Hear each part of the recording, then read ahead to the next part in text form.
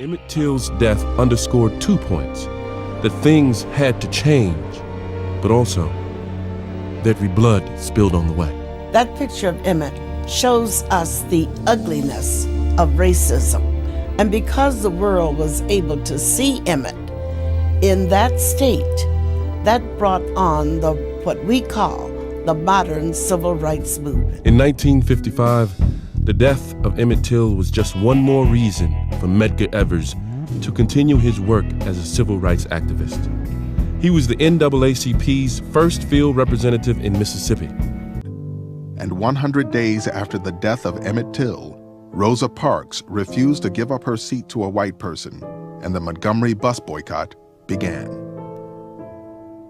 When people saw what had happened to my son, men stood up who had never stood up before.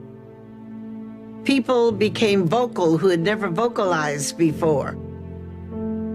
Emit's death was the opening of the civil rights movement.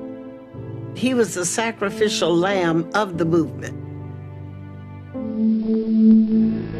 I saw his tongue had been choked out and it was lying down on his chin.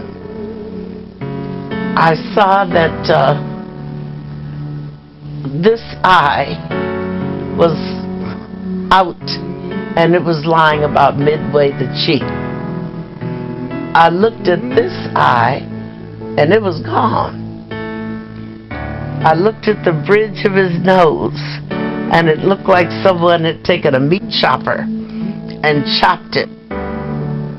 And I looked at his teeth because I took so much pride in his teeth. His teeth were the prettiest things I'd ever seen in my life, I thought. And I only saw 2. Where are the rest of them? They'd just been knocked out. And I was looking at his ears. His ears were like mine. They curled, they're not attached and they curled up. The same way mine are. And I didn't see the ear. Where's the ear? And that's when I discovered a hole about here, and I could see daylight on the other side. I said, now, was it necessary to shoot it?